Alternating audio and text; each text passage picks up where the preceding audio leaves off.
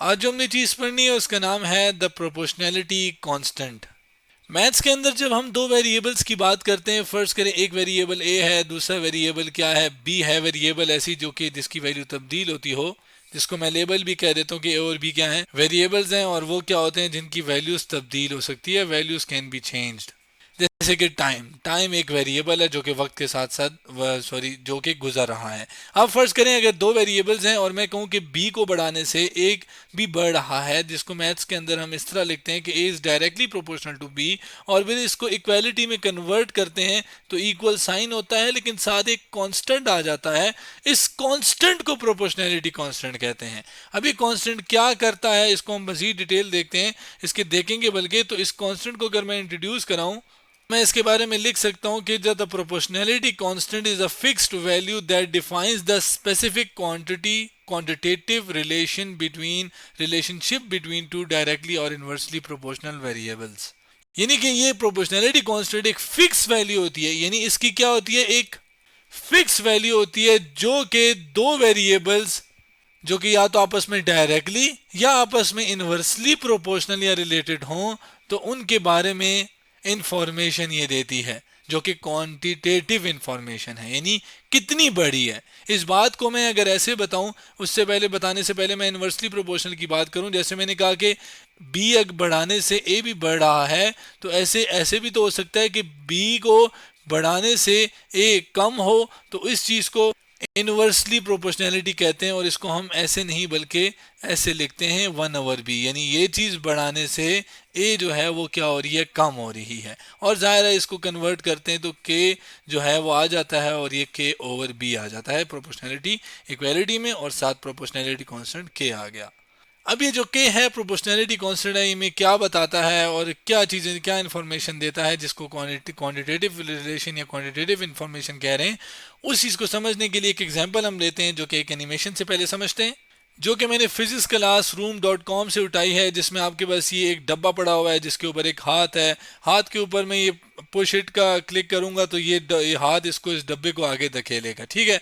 अब अगर मैं कहूं कि आपके पास ये जो मैस है इसकी वैल्यू बढ़ा के मैं 5 kg कर लेता हूँ, अब मुझे कितनी फोर्स लगानी पड़ेगी इसको आगे लेकर जाने में। तो ये जो बातें हैं कि मैस बढ़ाने से कितनी फोर्स लगानी पड़ेगी, मैस बढ़ाने से ये जो हरकत है ये कितनी तेजी के साथ होगी, कितनी तेजी के साथ ये डब्बा मूव करेगा, इस चीज के बारे में न्यूटन ने अपने सेकेंड लॉ के अंदर एक बात कही थी। According to Newton second law of motion, उसने ये कहा कि जितनी ज्यादा मैं फोर्स लगाऊंगा उतनी ज्यादा इस डब्बे के अंदर एक्सेलरेशन पैदा होगी। यानी जो फोर्स बढ़ाने से एक्सेलरेशन क्या होगी, बढ़ेगी।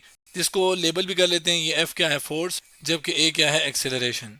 और इसी बात को अल्फाज में लिख सकते हैं हम कि increasing force will increase acceleration, यानी फोर्स बढ़ाने से एक्सेलरेशन बढ़ेगी।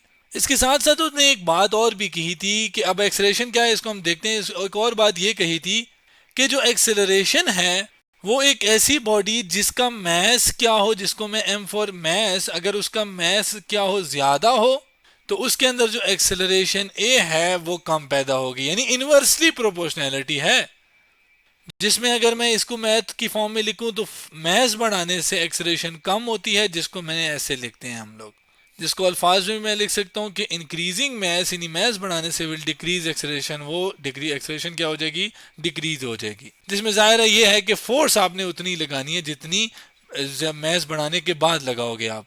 मतलब इस केस में फोर्स कांस्टेंट है और इस केस में मैस कांस्टेंट है, उतनी मैस के ऊपर ज्यादा फोर्स लगाने से ज्यादा एक्सेलरेशन। और दूसरे केस में अगर ये सेम फोर्स आप छोटे मैस पे लगाओ तो एक्सेलरेशन ज्यादा, और अगर बड़े मैस पे लगाओ तो एक्सेलरेशन कम। यहाँ पे मैस को भी मैंने लेबल किया। एक्सेलरेशन क्या है कि कितनी तेजी के साथ वेलोसिटी इस डब्बे की तब्दील हो रही है।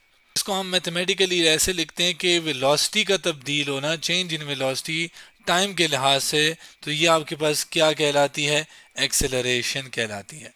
अब यहाँ पे जो मेन बात है वो प्रोपोर्शनैलिटी वाली है। हम जब इन दोनों इक्वेशंस को कंबाइन करते हैं तो आपके पास ये दोनों कंबाइन होती हैं, और होता ही है कि आपके पास ये प्रोपोर्शनैलिटी साइन, जबकि एम आ गया नीचे और फोर्स ऊपर आ गई।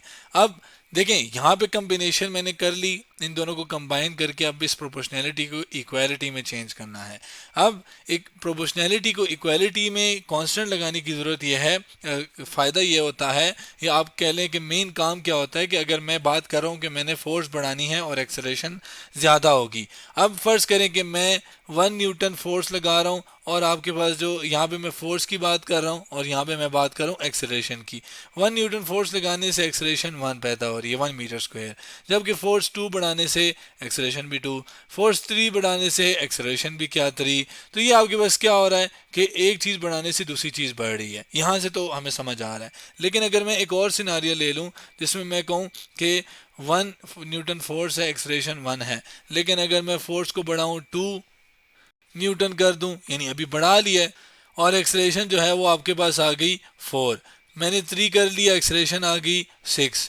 मैंने 4 कर ली तो एक्सेलरेशन आ गई 8। अब अगर आप इन दोनों में फ़र्क देखें, मतलब फ़र्क क्या इस एक सिनारियो में कि ये चीज़ बढ़ाने से एक्सेलरेशन बढ़ रही है, यहाँ पर भी ये चीज़ बढ़ाने से एक्सेलरेशन बढ़ रही है, यहाँ पर भी ये चीज़ बढ़ाने से एक्सेलरेशन बढ़ रही है, लेकिन इन दोनों में फ़र्क फिर क्या हुआ, उस फ़र्क को बताता है ये प्रोपोर्शनैलिटी कांस्टेंट। उस चीज़ को एनालाइज करते हैं। 1 न्यूटन ये था, एक्सेलरेशन 1 थी, तो ये आ गया। तो अगर पहले फोर्स पहले 1 थी और अब 2 यानी दुगनी होगी, तो आपके पास फोर्स जो है वो 4 गुना बढ़ गई है।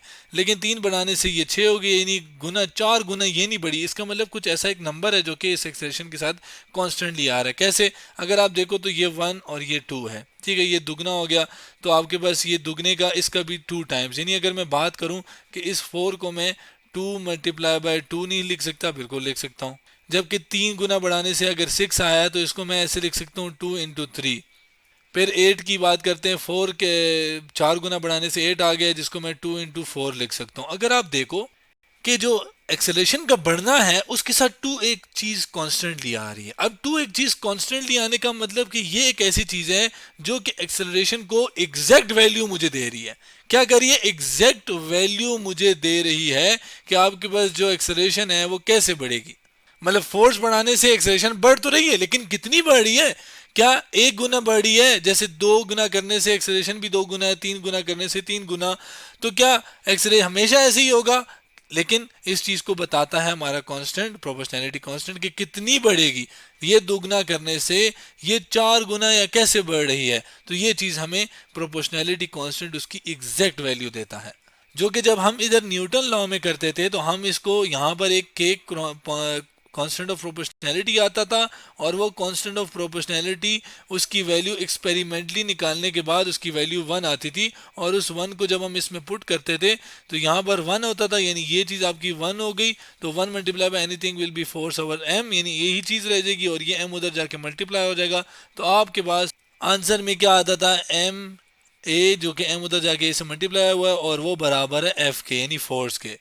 अब ये जो F is equal to M में एक वैल्यू आती है जिसे हम एग्जैक्ट फोर्स अप्लाई कर, मतलब कितनी फोर्स आप लगाओगे तो आपके पास कितनी फोर्स, कितनी मैस के ऊपर लगाओगे और आपके पास कितनी एक्सेलरेशन की वैल्यू आएगी, वो एग्जैक्ट हम इससे निकाल सकते हैं। लेकिन जब हम प्रोपोर्शनैलिटी पढ़ रहे थे, जब प्रोपोर्शनैलिटी पे था ये, यानी ये वाली फॉर्म थी, हम एग्जैक्ट फोर्स, एग्जैक्ट एक्सेलरेशन और एग्जैक्ट मैस की वैल्यू नहीं पता लगा सकते थे। लेकिन जो ही प्रोपोर्शनैलिटी कांस्टेंट किया वो हमने इंक्लूड किया और उसकी एक फिक्स वैल्यू को रखा, और रखा नहीं, ये बेसिकली एक्सपेरिमेंटली पता चलता है, तो उसके बाद हमें एग्जैक्ट फोर्स और एग्जैक्ट मैस और एग्जैक्ट एक्सेलरेशन की वैल्यू पता लग सकती है।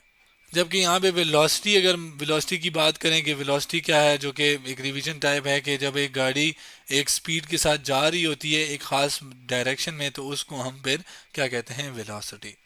प्रोपोर्शनैलिटी कांस्टेंट को हम आम जिंदगी में भी इस्तेमाल कर सकते हैं। उसके लिए अगर मैं एक एग्जांपल का इस्तेमाल करूं कि फ़र्ज़ करें आपने एक सेब लिया 10 रुपए का, मतलब आप मार्केट गए और आपने एक सेब लिया 10 रुपए का। 1 क्या है? नंबर ऑफ एप्पल, और ये टोटल कॉस्ट है। लेकिन जब आप घर वापस आए तो आपकी अम्मी ने आपको कहा कि नहीं भाई 10 सेब लाने थे, तो आप वापस जाते हो और जाके 100 रुपए के 10 सेब ले आते हो। अब जाहिर है अगर सेब की तादाद बढ़ेगी तो कॉस्ट, जो यानी कीमत होगी, वो भी बढ़ेगी। जिस बात को मैं यहाँ पर लिख सकता हूँ कि जितना नंबर ऑफ सेब ज़्यादा होगा, यानी जितनी अमाउंट ज़्यादा होगी सेब की, एप्पल की, उतनी आपके पास कीमत ज़्यादा अदा करनी पड़ेगी। जिसको कह सकते हैं कि ये डायरेक्टली प्रोपोर्शनल है नंबर ऑफ एप्पल किसके, टोटल कॉस्ट के, यानी total cost directly proportional number of Apple के। आपके पास अगर एक बात यहाँ पे हम देखें कि मैं कह तो रहा हूँ कि यार नंबर ऑफ एप्पल जो है वो ज़्यादा करूँगा तो टोटल कॉस्ट भी ज़्यादा होगी, लेकिन कितनी ज़्यादा होगी, उसके लिए अगर मैं क्या करूँ, इस प्रोपोर्शनैलिटी को हटाऊँ और इसकी जगह एक इक्वल साइन ले आऊँ, तो साथ मुझे कांस्टेंट ऑफ प्रोपोर्शनैलिटी के भी लगाना पड़ेगा, और वो के नहीं कुछ भी हो सकता है, फिलहाल हम आसानी के लिए के ले रहे हैं। जिससे मैं अगर के की वैल्यू निकालूं तो के क्या है, इधर रह जाएगा, ये नंबर ऑफ एप्पल उधर जाके डिवाइड हो जाएंगे, जिसको मैं इधर यूं सा लिख देता हूँ, नंबर ऑफ एप्पल इधर आके डिवाइड हो गए। और जाहिर है वैल्यू अगर मैं टोटल कॉस्ट की देखूं कि आपके पास टोटल कॉस्ट कितनी है, 100 रुपये दिए, 10 एप्पल लिए, तो आपके पास के की वैल्यू से हमें पता चल गया क्या, कि आपके पास एक एप्पल की कीमत कैसी है, कितनी है, जिसमें ये ज़ीरो यानी 10 वन जार और 10 10 जार, तो आंसर आया 10, जो कि हमें ये बता रहा है कि एक एप्पल की कॉस्ट कितनी है। अब आपको के की वैल्यू पता चल गई है ना। अब आपको कोई भी अगर कहे कि अच्छा ज़्यादा एप्पल ले आओ, चलो आपको कहोगे जी 10 एप्पल ले आए जी, 10 नहीं बल्कि 10 तो ले आए हैं, 15 एप्पल ले आए। तो जब 15 एप्पल हम ला सकते हैं तो हमें टोटल कॉस्ट कैसे पता चलेगी, जब हम उसको 10 से मल्टीप्लाई करेंगे। 10 से मल्टीप्लाई करेंगे तो ये आंसर आ जाएगा 150 यानी 150। तो हम कहेंगे कि हमें आप 150 रुपये दो, हम 15 एप्पल ले आते हैं। तो ये कैसे पता चला, किसने हेल्प की, इस के की वैल्यू ने हेल्प की, एक के लिए जो निकाली, और फिर उस लिहाज से हमने बाकी जितनी भी अमाउंट थे उसके लिए हम निकाल सकते थे। यानी हम के की वैल्यू से हम अपनी बाकी ज़िंदगी में भी आसानी, यानी प्रोपोर्शनैलिटी कांस्टेंट से हम बाकी ज़िंदगी में भी आसानी हासिल कर सकते हैं। तो आज हमने द प्रोपोर्शनैलिटी कांस्टेंट के बारे में बात की, और हमने एक फिजिक्स की रिलेटेड और एक आम जिंदगी की एग्जांपल हमने देखी कि प्रोपोर्शनैलिटी कांस्टेंट की क्या अहमियत है और क्या काम है इसका।